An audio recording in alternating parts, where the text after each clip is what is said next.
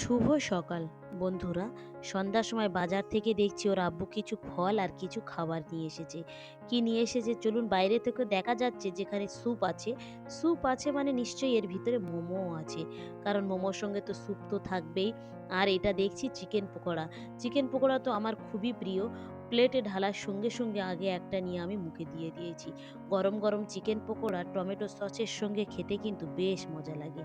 আমার তো ভালো লাগে। আর কার কার ভালো লাগে অবশ্যই কিন্তু আপনারাও জানাবেন।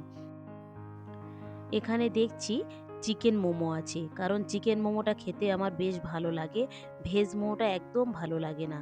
এই চিকেন মোমোটা খেতে বেশি ভালো লাগে। এই যে টমেটো সসের সঙ্গে খাবো, আর হচ্ছে কি চামচে করে ১ চামচ করে স্যুপ মুখে দেব। আহ! কি যে আরাম! গরম গরম স্যুপ, গরম গরম মোমো খেতে বেশ মজা।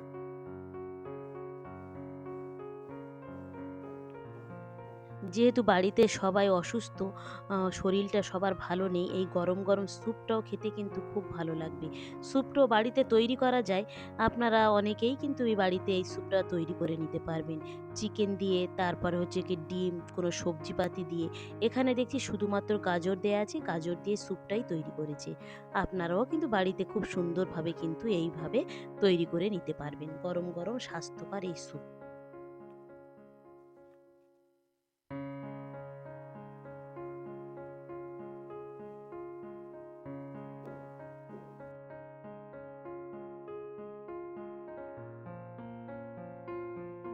সবগুলো আমি প্লেটে ঢেলে নিয়েছি, আর ফলগুলো ঝাঁকাতে আমি ভরে নিয়েছি।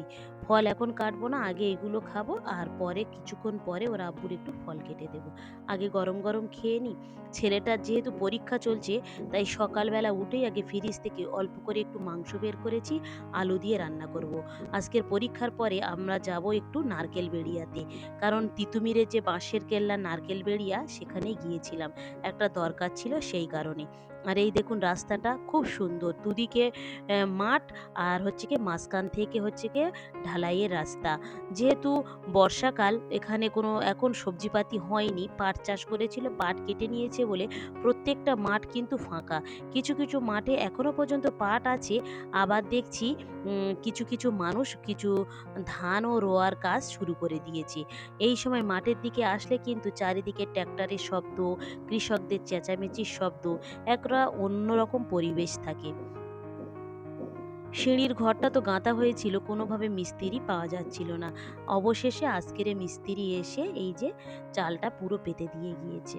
তা না হলে প্রচুর বৃষ্টি হচ্ছে, আর সমস্ত বৃষ্টির জল এই ভিতর দিয়ে কারখানার ভিতরে প্রবেশ করছে। কি যে অস্বস্তি লাগছিল কদিন ধরে, আজকে সেই সমস্যাটা আজকে সমাধান হলো।